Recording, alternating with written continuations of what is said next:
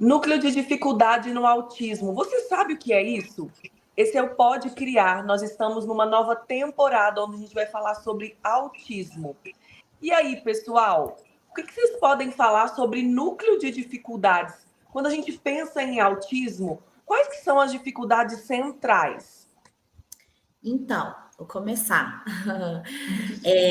A gente tem dois núcleos principais aí de prejuízos, de déficits, né? No primeiro núcleo, a gente tem déficits importantes aí em interação e comunicação social, e no outro núcleo, a gente tem as dificuldades que envolvem os comportamentos repetitivos, restritos e estereotipados. Esses dois núcleos, eles trazem prejuízos significativos, tanto que o próprio DSM ele vai falar em déficits persistentes nessas áreas, né? Então é muito importante quando a gente pensa em núcleos de dificuldades, a gente precisa entender a fundo, né, sobre a manifestação desses comportamentos no indivíduo, mas principalmente no impacto deles na funcionalidade dele. Então, quando a gente está falando de núcleos de dificuldades de interação e comunicação social, a gente está falando de alterações na reciprocidade social,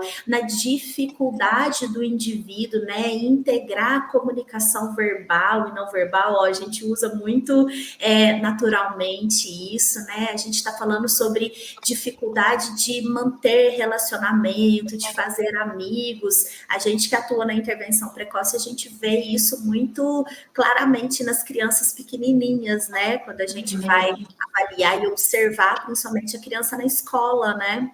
Eu acho muito bom a gente pensar em núcleo de dificuldade em todos os transtornos que a gente trabalha, porque isso auxilia muito até no processo diagnóstico, né? Da gente fazer a diferenciação entre um diagnóstico diferencial e outro, quando a gente pensa qual que é o núcleo, né, de dificuldade específico desse transtorno. Sim, sim. Até porque se a gente pensa em comorbidades, se a gente não entende do núcleo de dificuldade e o que essa dificuldade impacta no funcionamento desse indivíduo, a gente não consegue fazer diagnóstico diferencial, porque muitas vezes os comportamentos, eles são parecidos um com o outro. Por exemplo, algumas questões sensoriais envolvem uma agitação motora nas crianças com autismo, e isso não significa que ela tem TDAH. Então, entender desses núcleos de dificuldade vai ajudar a gente no diagnóstico diferencial também. Algo importante também é a gente pensar que nem toda criança com autismo vai ter uma deficiência intelectual, né? E isso é até uma mudança que vai agora acontecer no CID, que vai trazer esse critério, né? Mas com um olhar muito voltado para a deficiência intelectual e para a criança que não tem linguagem, né? Então, assim, a relação dos níveis de suporte vão ter um olhar diferente, porque a gente vai olhar mais para a criança com deficiência intelectual ou criança com sem, né? A gente já tem nesse, agora é um especificador, né, dos critérios. Dos critérios, exatamente. Eu lembro eu fiz uma supervisão essa semana com uma pessoa que ela estava falando de um caso de altas habilidades, que foi feita uma avaliação neuropsicológica e descartado o TEA. E aí, quando ela começa a me falar das dificuldades dessa criança de 6 anos, envolvia, um caso leve, rigidez, a criança cria autorregras, impactos na regulação emocional por ter criado autorregras, por ter ali uma adesão à rotina, à rigidez. Eu falei para ela, olha, isso não é esperado dentro de um quadro de altas habilidades. O núcleo de dificuldade dessa criança, as dificuldades que ele tem no dia a dia, estão totalmente dentro do núcleo de dificuldade principal do autismo. E eu acho, Nath, isso é legal você ter falado isso, porque quando a gente vai para os critérios B, né, que tem lá, né, os padrões restritos e repetitivos de comportamento, lá dentro tem isso. O núcleo B ele envolve todo o padrão da rigidez comportamental.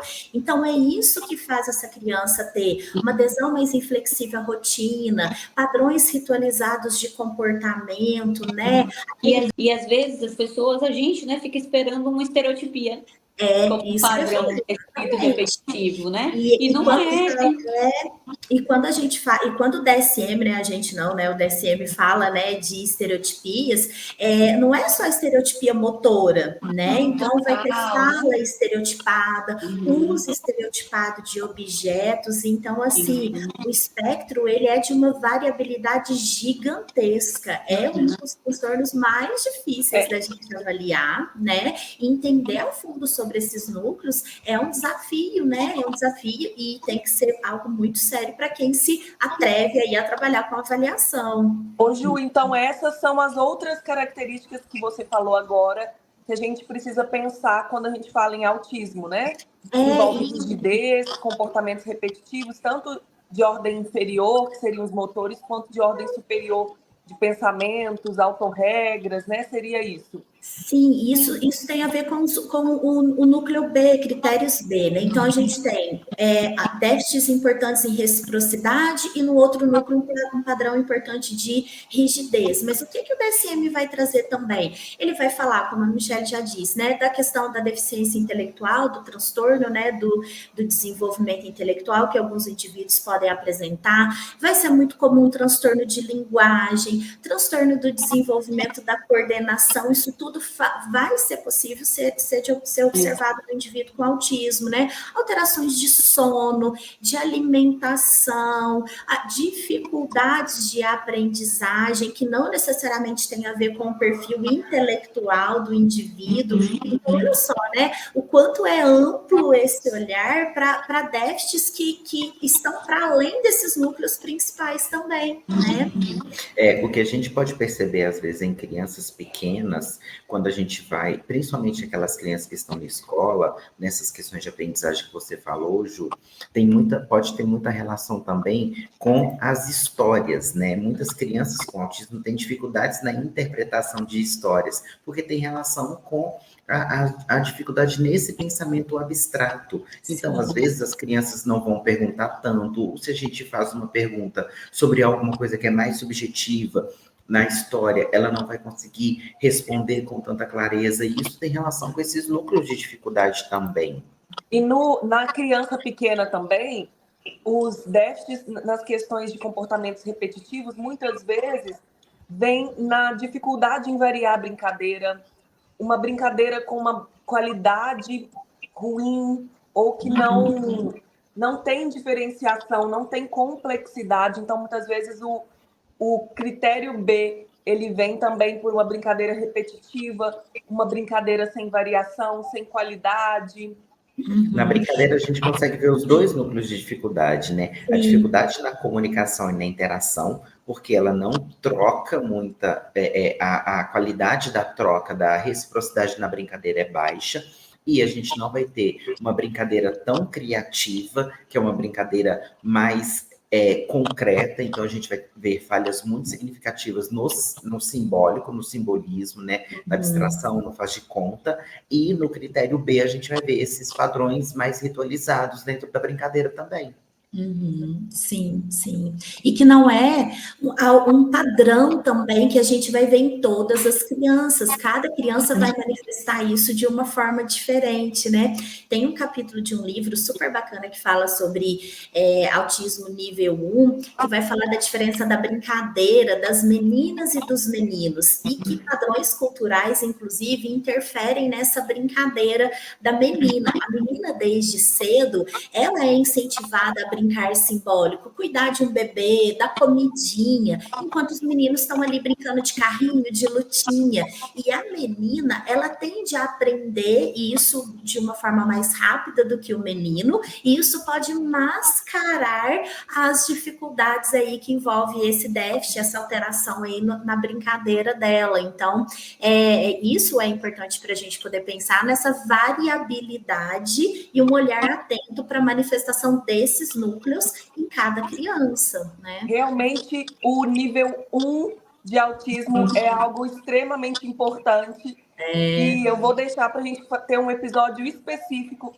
para conversar sobre isso, porque realmente tem muitas peculiaridades, né, que a gente precisa ficar atento.